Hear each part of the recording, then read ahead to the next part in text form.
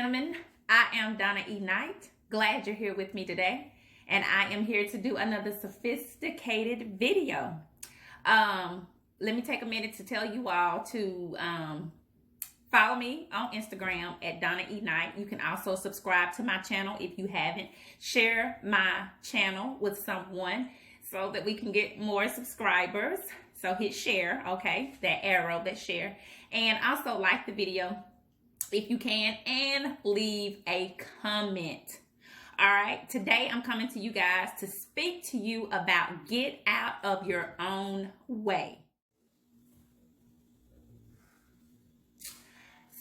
So, let's be clear about something that this channel is all about. I make videos for the exception. So if you're ordinary, seeking to stay ordinary or be ordinary, okay, this channel is not for you, and that is perfectly okay.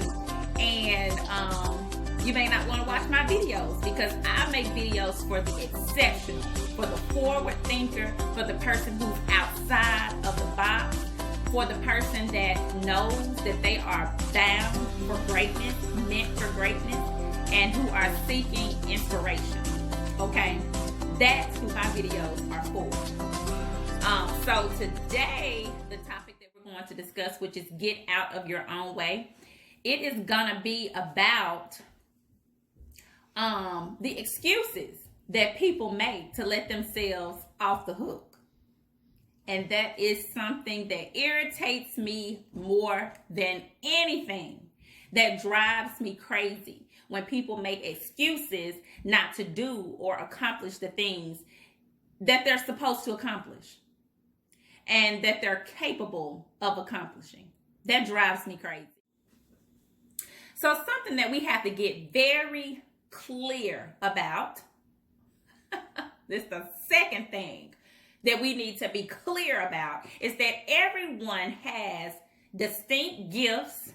And yes, I'm putting a S on the end of the word because that means more than one. People have distinct gifts, distinct purpose, all designed to make this world a better place. At the end of the job, when they put you in your grave, you should have left this place or left this world in a better condition than it was when you came into it. Okay? We all are many Martin Luther Kings. Okay, he didn't do anything that no one else is capable of doing. It's just that we don't respond to our calling. We don't respond to our gift. And why is that? Because it takes responsibility. It takes responsibility to answer the call that's placed on your life. And so most people, instead of stepping up to the responsibility, they choose to ignore the call. Why? Because it's easier. Excuses. Okay, excuses are like laughable to me. You know, just laughable. I'm going to give you all an example of how you all sound and look when you all are making excuses. Okay? I'm doing a video right now, but I'll do it later. How skyroad condition and high blood pressure. Now, isn't that just plain hilarious? Just plain hilarious, okay? Grown-ups make these excuses, like the excuses that children would make. And that, I mean, it's just laughable. Because we go through life and we hear all of these lovely sayings like, failure isn't an option. Nothing succeeds like success. And then, what happens? Like nothing. Because it's very few people that are willing to do what that quote is saying. Nothing succeeds like success. Very few people are willing to roll up their sleeves and do the work that it takes to succeed like success. Or failure isn't an option. So if failure isn't an option, then that means I got to do something. Oh no, I'd rather just sit back and not do anything so that way when everything messes up, nobody can blame me. You know, that's the attitude that we have. And that has got to change, okay? This is the point I'm making. If every single person gets inspired, if you get inspired to find out what your God-given reason on this planet is, you're going to have so much fuel in your tank to bring about so much change by doing just your single part. Think about that. If 100 people got fueled up to find out why they are here on this planet, what are my talents? How can I turn my gift into my purpose? If every single person got fired up about that and did something about it, we would have like some true, like, oh my God, we would have a true economic shift. We would have an intellectual shift. Like, things would start shifting with our people, and it would be like astronomical. But no one is willing to get serious about, let me see what my position is and let me play my position. So, like, right now, the ESPN, The Last Dance docuseries is out on ESPN, and they're doing the documentary on Michael Jordan and the Chicago Bulls, and just showing, how they became the commodity franchise that they were in the early 1990s. But a part of that came from everybody playing their one position. And it's no different in our communities and in our families. If every person gets so passionate about playing their position to the max, ride that thing till the wheels fall off, oh my God, like, your family would change, your economics would change, everything would start to shift. And you would see, like, okay, so that's what Donna's talking about. She's talking about getting passionate about finding my purpose so that I can bring about a change for my family and my community. That's what it takes. It takes like this passion and this drive. So we don't have time for excuses. Like, no. We don't have time for excuses. We need people that are striving to be successful. I have my success masterclass online. Like, so much information out there that will like open up so many doors and intrigue your thinking and help you turn some raw talent you may have. It will help you turn that raw talent into something that people will invest in. Something that's going to change the game. All of us are different. We all have a true and distinct purpose, and it's very different. But the path to finding that true and distinct purpose is very similar. It's very similar. It takes work. It takes you opening up yourself intellectually. It takes you being around different people that are going to help you open yourself intellectually. You can't keep hanging around the same people you were hanging around when you were 8, 9, 10 years old. Okay, listen, you got to get out of that. You got to step out and be around different people. Sometimes you just got to let your feelings get lost in the sauce. Sometimes it's what you just got to do. Everything is not about you. Everything, even though a person may say something to you and it you don't like the delivery, sometimes it's not the delivery, it's just the message. Take the message, receive the message. You may not be able to process the message now. The message may be something designed for you to get next year. But trust, you may need that. Stop dismissing everything that makes you feel uncomfortable and that does not make you feel good. You're not grooming yourself for success when you dismiss everything you don't like. And that's also a sign of immaturity. Okay? Sometimes you gotta growing up means being able to accept critique. And look, anybody will tell you that works with me on any project or anything, I'm not mean or anything like that. But you gotta be able to accept critique if you're working with me on something, because when I'm working on a project or when I'm doing something, like, feelings are gone. Like, that, take them out. move your feelings out the way. We got something to do. And if I don't like something, I'm just going to say, no, that doesn't look good. It needs to be redone. And that's how it was when I was on my career ladder. Like, there were bosses that I had that just point blank told me, like, okay, that's wrong. You misspelled that word. That's a grammatical error, da, da, da, da. And I had professors in college, like, I turned in a paper to one professor. Like, I thought we got along fabulously. And I turned in a paper to her and she gave me a D. Like, she slaughtered my paper. I thought it was good. But see, that's the thing. Things like that make you better, because every single critique that she gave me on that paper was something that, like, I never forgot. Like, it helped me improve my writing, like it moved me light years ahead in my writing and how to express ideas on paper.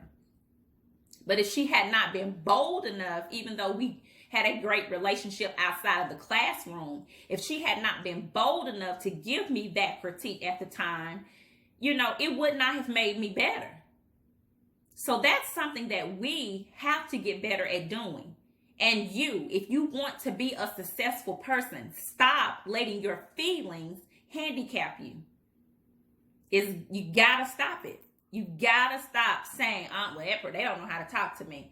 Okay, well, maybe they don't. Maybe communication is not their strong point. But there is something that they're very good at that got them into the position they're in. And there's something that you can learn from that individual. So we've got to stop putting our guard up on everything that makes us uncomfortable and everything that we don't like. Get out of your own way. And then when you get to a certain point, when you're helping other people under you, those people don't care about you getting angry and upset. Because I know I'm one of those people, like, I give you a critique and you may be in your feelings. I do not care.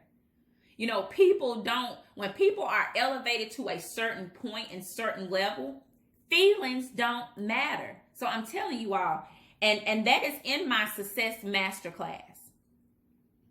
Exercises on how to decrease the desire to become emotionally unstable. You've got to practice that. You've got to get good at that. That is a handicap when everything makes you so upset that you can't process. Okay? Again, this channel is all about inspiration. But, some things just get on my nerves.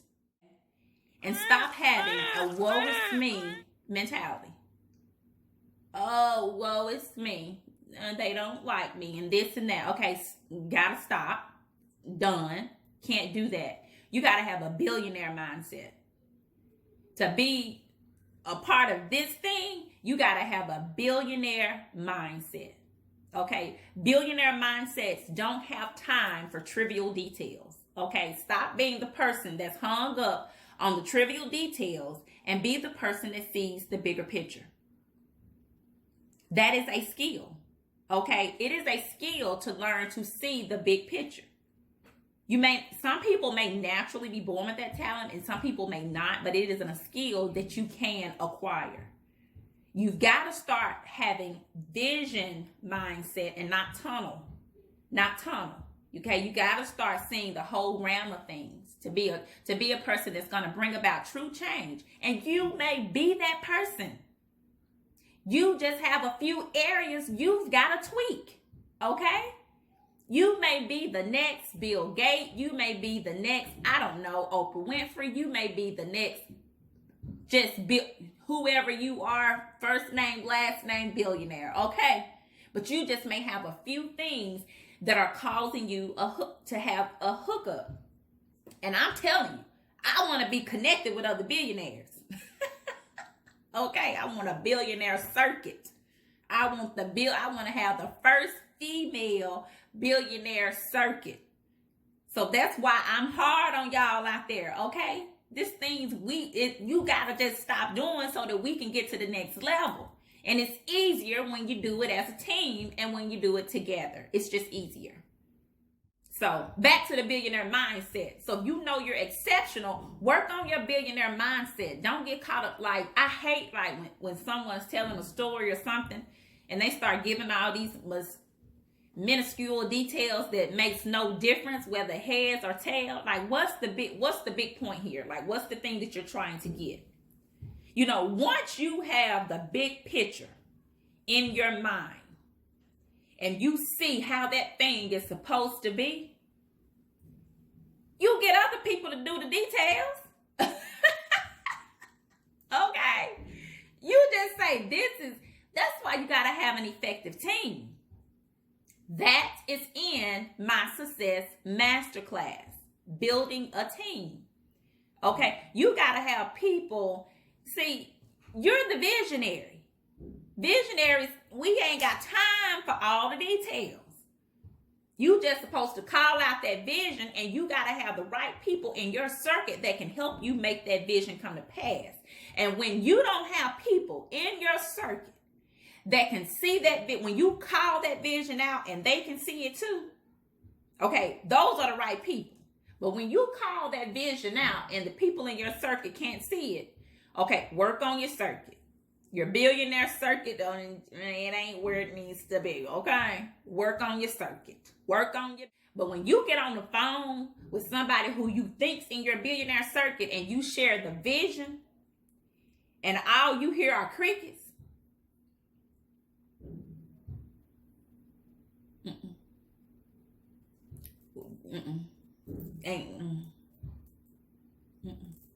we don't have time for that, okay? Like, I have like a lot of friends, but they're not all in my billionaire circuit because they either are just ain't listen. All right, so the last thing I wanted to share is about neighborhood and organizing. Okay, you've got to hone in the craft of organizing, putting the right people in place. Knowing how to create the ambiance that you want to create to get the result that you want to get. Okay? Stop, get out of your own way and stop thinking that, stop thinking that the organizing is the same thing as, like planning the church picnic. No. Okay. It's not. Okay. When you are organizing your vision, when you are organizing, you can, we'll use, for example, your vision board. When you're organizing your vision board, this is not the same thing as the third Sunday church meeting. Where you planning how you gonna do the church picnic next Sunday.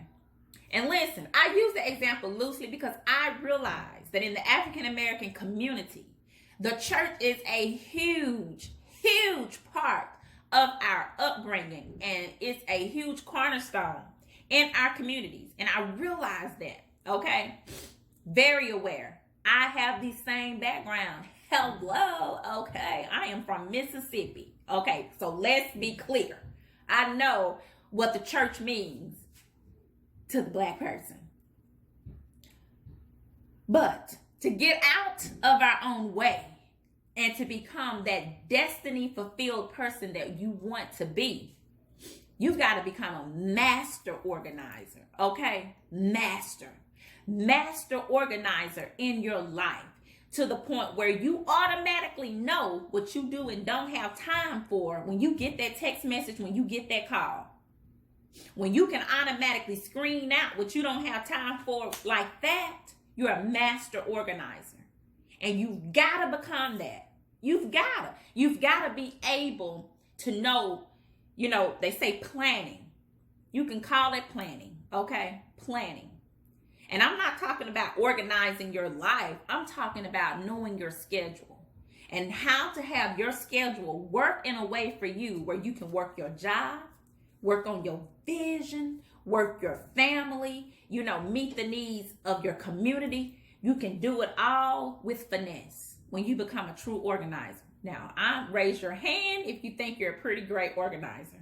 Raise your hand, okay?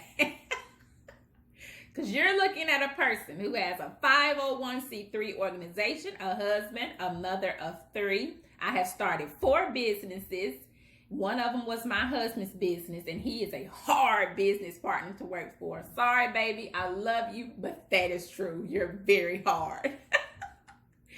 So when it comes to like paperwork, doing and getting and sending it, I'm like, great.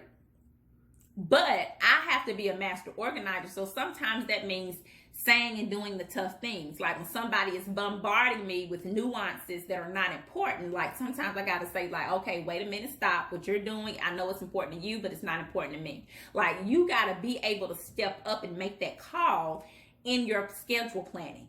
Because if not, you would get so caught up in things that don't matter. It's like, for example, when I go to work, like I know when I get to work what I want to get done for that day.